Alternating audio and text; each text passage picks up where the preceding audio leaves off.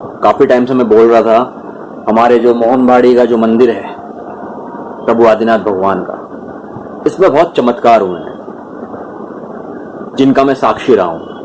और मैं उन्हीं चमत्कारों की अब एक ये श्रृंखला शुरू कर रहा हूं। मेरी पहले चल रही थी सिनेमा का नंगा सच, पार्ट 1 और पार्ट 2 आ चुके, पार्ट 3 होल्ड पे गया क्योंकि मेरे प्रभु आदिनाथ भगवान से बड़ा कोई नहीं, कोई भी नहीं। तो पहले उनके मंदिर के चमत्कार मैं सबके सामने लाना चाहता हूं। मुझे मेरे शुभचिंतक हैं, एक डॉक्टर हैं, डॉक्टर अंकल बाफना और कुमार पाल भाई साहब, वो बोलते हैं कि जो तुम्हारे साथ हो रहा है इसे वो प्रभु की कृपा बोलते हैं। बोले ये तुम लोगों को बताओ मत, शायद कम हो जाए। लेकिन मैं यहां पर उनको बोलना चाहता हूं कि आपने मेरी चिंता करी, इसके लिए मैं आपका बहुत बहुत आभारी हूं भाई साहब।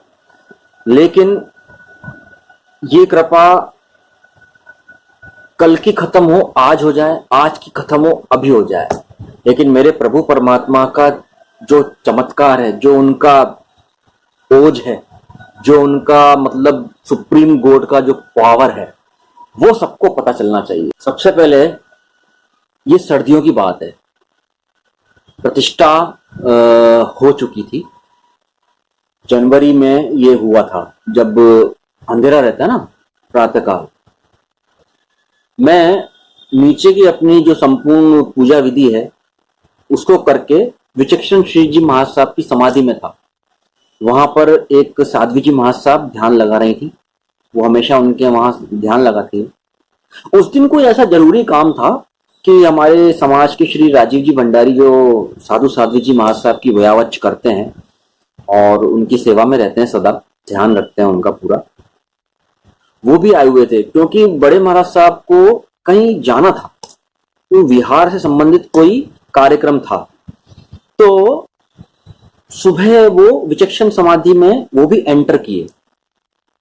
तो उनके एंटर करने से पहले जब मैं विचक्षण श्री जी महाराज साहब के चरण पगलों की सेवा कर रहा था, तो अंदर पुण्य श्री जी महाराज साहब की समाधि है, उसके बाद सज्जन श्री जी महाराज साहब की समाधि है गुरुवर्या, उसके बाद हमारे गुरुदेव जयानंद जी महाराज साहब की समाधि है।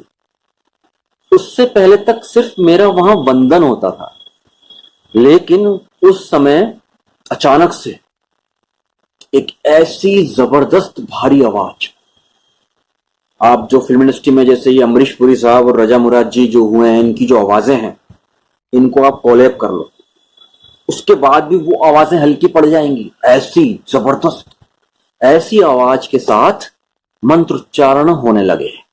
बहुत ही गूढ़ मंत्र था जिनशासन गई। और इस लय में और इस टेम्पो में उसकी जो पिच थी ना आवाज की, कोई भी आदमी जहां का तहां रुक जाए, ऐसा था वो स्वर। ऐसा जबरदस्त, इतना भारी, इतना प्रभावशाली, जैसे समझ लीजिए साक्षात भैरव बाबा बोल रहे हो। हमारे नाकोड़ा भैरव बाबा है ना, उनका जैसे कोई स्वर प्रकट हुआ हो। अब ऐसे में मुझे वो सुनाई देने लगा, मैं वहां का वहां स्टेचू। इतने में राजीव जी भाई साहब आए, उनको स्वर सुनाई नहीं दे रहा, उनके एक्सप्रेशन नहीं है कुछ भी, और स्वर चल रहा है समाधि में, और वो चारों तरफ देखते हुए उसी तरफ जा रहे हैं जिधर से स्वर आ रहा है। सज्जन श्री जी महाराज साहब, पुण्य श्री जी महाराज साहब की तरफ ही जा रहे हैं। और इधर विचक्षण श्री जी महाराज साहब के पास साध्वी जी महाराज साहब हैं जो समाधि लगाती है। नाम मैं ध्यान से स्लिप हो रहा है मेरे, बाईफेस जानता हूं। उनको मैंने जाके देखा, वो भी बिल्कुल ध्यान में है। उनको भी कोई ऐसा फीलिंग नहीं हुआ, ऐसा कुछ एहसास नहीं हुआ कि उनकी आंखें खुल जाए स्वर के सुनने के बाद। और स्वर इतने ऊंचे रेपों में, उतनी ऊंचा साउंड, तो मैं वहां का वहां बिल्कुल। और भाई देखो, मेरे साथ ही पहला अनुभव था, तो कलेजे में तो लगता ही है। मेरी भी हवा खिसक गई।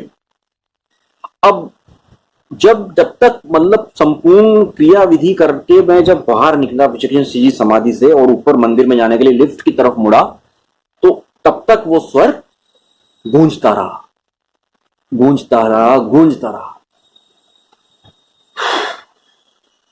जयानंद जी महाराज साहब, मुझे इतना पता है, मेरे मैया पापा मुल्तान मंदिर में विराज रहे थे वो, और एक बार गए थे, मैं छोटा था, दर्शन वंदन करके जैसे बच्चे बाहर निकल जाते ना खेलने, बस वही इतना ही था उनका और मेरा दर्शन का सौभाग्य मुझे जो थोड़ा सा मिला।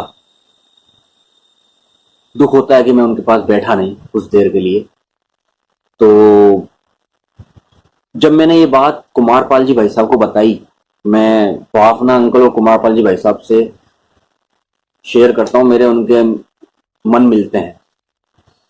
तो वो बोले कि गुरुदेव बुला रहे हैं तुम्हें हाजिरी देने के लिए, गुरुदेव ने बुलावा भेजा है, हाजिरी दिया करो वहां पे।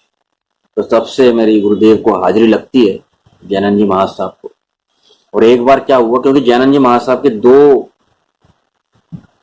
मतलब तीन हो चुके हैं मेरे साथ दर्शाव। एक बार मैं गया तो जो घंटी है ना महाराज वहां पे जो लगी हुई है जयानंद जी महाराज साहब की, वो हिल रही थी अपने आप। सुबह सुबह सबसे पहले मैं ही जाता हूँ वहां पे सब क्रिया विधि निपटाने के। बाहर गार्ड थे, मैंने कहा अभी कोई आया था क्या यहाँ पे? उन्होंने नहीं, कोई नहीं आया। तो देखा मैंने, घंटी हिल रही थी। एक बार क्या हुआ, मेरे एक मित्र आए थे अपने परिवार के साथ, उस वक्त घंटी में अर्थिंग का करंट चल रहा था, तो उन सबको झटका लगा। और उससे पहले मैंने बजाया था उस घंटी को, मुझे कोई झटका नहीं लगा। तो बाद बोला अरे घंटी मत बजाओ आप, इसमें अर्थिंग का करंट है, तो उसे सही किया जाने वाला था। तो उन सबको झटका लगा, मुझे झटका नहीं लगा। फिर मैंने, जब मेरे को मालूम चल गया इसमें अर्थिंग का करंट है, मैंने फिर जब दोबारा बजाया। तो ये पहला चमत्कार। अभी चलेगी श्रृंखला।